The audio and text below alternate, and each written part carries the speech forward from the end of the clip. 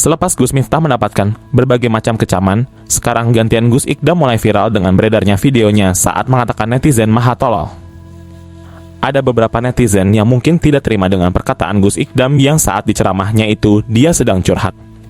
Bahwa videonya pernah dipotong sehingga membuat pendapat masing-masing orang menjadi berbeda-beda.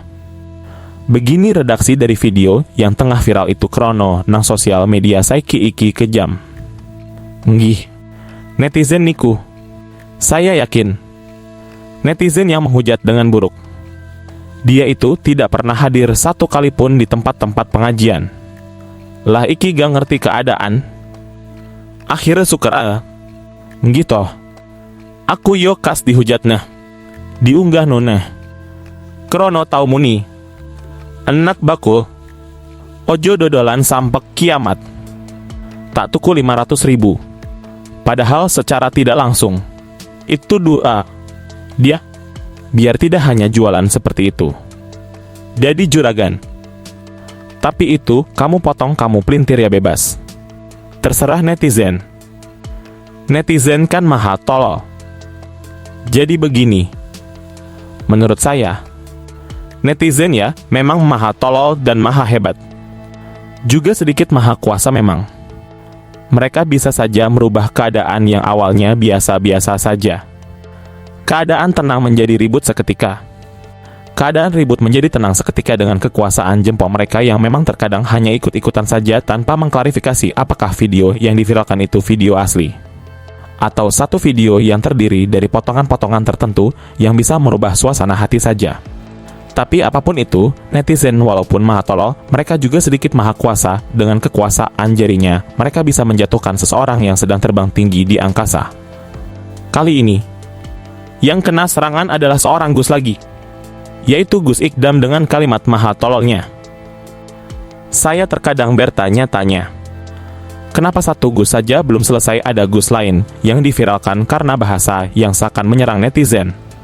Di tahun pertama Pak Prabowo menjabat, kenapa para kaum agagis atau yang sering dipanggil Gus justru mendapat banyak serangan dari netizen? Kalau melihat dari sudut pandang politik, maka akan muncul berbagai macam spekulasi. Di antaranya adalah kemungkinan ada upaya untuk memecah kesolidan orang-orang yang pernah mendukung Pak Prabowo sebelumnya. Tapi sekali lagi, itu adalah spekulasi perkiraan saja, yang bisa jadi benar dan bisa jadi salah. Tapi apapun itu, kejadian yang dalam waktu kurang dari 1 bulan ini, sudah ada 2 Gus pendukung Pak Prabowo yang kena serangan netizen.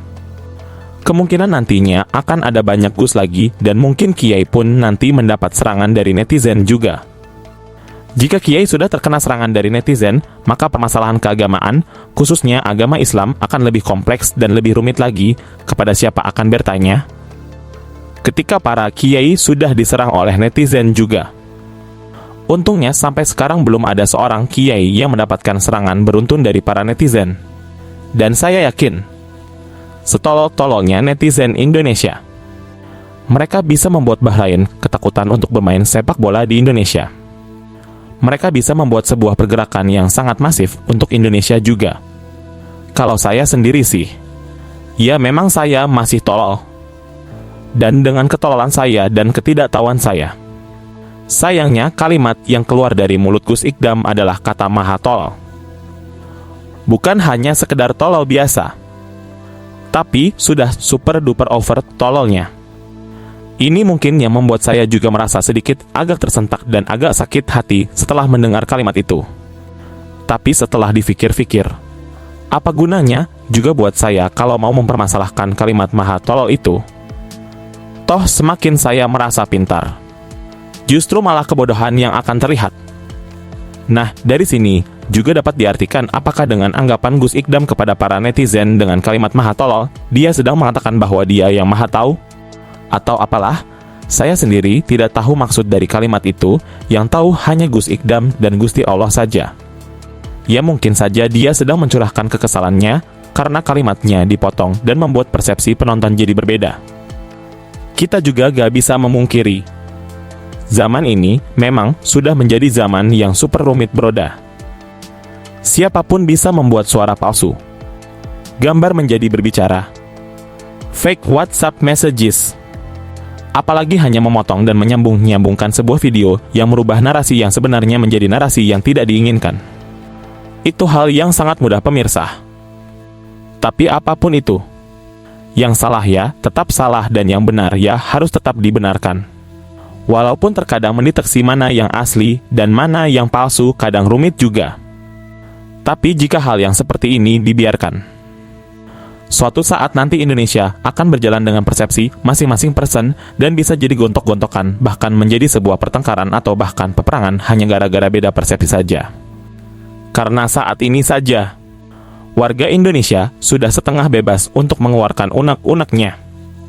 Kenapa setengah bebas? Ya karena yang setengahnya lagi kan ditangkap dan dipidanakan atau setidaknya pada akhirnya meminta maaf yang terkadang permintaan maafnya bukan karena kesalahan yang dia perbuat.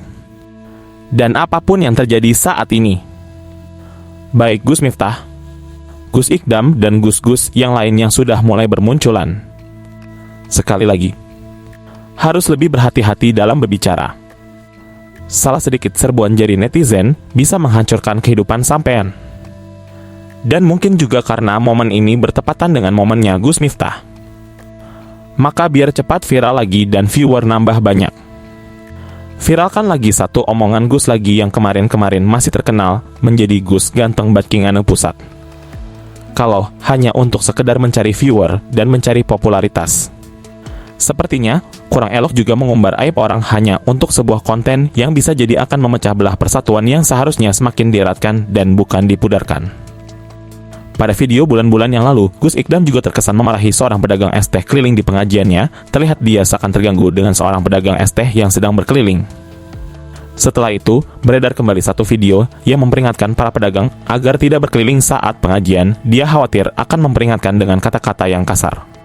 Logikanya memang berbagai macam jika melihat video pertama dari Gus Ikdam yang saat itu terlihat wajah agak kesal dengan seorang pedagang es teh yang sedang berkeliling. Jika melihat dari kalimat yang diucapkan oleh Gus Ikdam memang terkesan marah-marah dan sedikit menantang. Dan apapun itu saya juga gak tahu apa yang sedang terjadi saat itu di sana. Sehingga hanya memprediksi sebuah kejadian saja. Kalau dilihat dari kalimat yang diucapkan, Gus Ikdam menantang pedagang es teh itu suruh maju dan akan dibayar dagangannya dan tidak ada kalimat yang menghina atau merendahkan pedagang itu. Sangat berbeda dengan bahasa yang dikeluarkan oleh Gus Miftah yang dengan jelas dan cetar mengatakan goblok. Adapun kalimat ojo dagang nah sampai kiamat, itu sebuah perintah untuk tidak berdagang lagi sampai hari kiamat. Dan di sini saya gak tahu benar apa maksudnya. Yang tahu ya cuma Gus Ikdam saja. Mungkin saja benar apa yang dikatakan oleh Gus Ikdam, yang ternyata mendoakan orang itu agar menjadi juragan. Tapi karena masih terlalu ambigu, sehingga kemungkinan juga itu adalah menjadi supatah agar orang itu gak bisa dagang lagi sampai kiamat. Dan saya juga ada keyakinan kalau si pedagang ketika dilarang untuk berdagang lagi sampai hari kiamat, hatinya penuh dengan pertanyaan kalau gak dagang mau ngapain. Memangnya ada pekerjaan lain selain dagang untuk saat-saat ini? Atau mungkin Gus Ikdam mau ngasih pekerjaan lain buat saya? Dan macam-macam pertanyaan lainnya di hatinya. Dengan begitu kompleksnya sebuah kejadian yang diunggah oleh netizen. Dan orang bebas mengomentarinya sesuai dengan keadaan hati dan pikirannya. Maka alangkah baiknya sebagai penceramah harus bisa membawa suasana yang lebih adem. Dan netizen juga kalau bisa untuk tidak menggoreng sesuatu yang gak mungkin bisa matang. Lalu bagaimana menurut kalian? Kirim komentar kalian ya.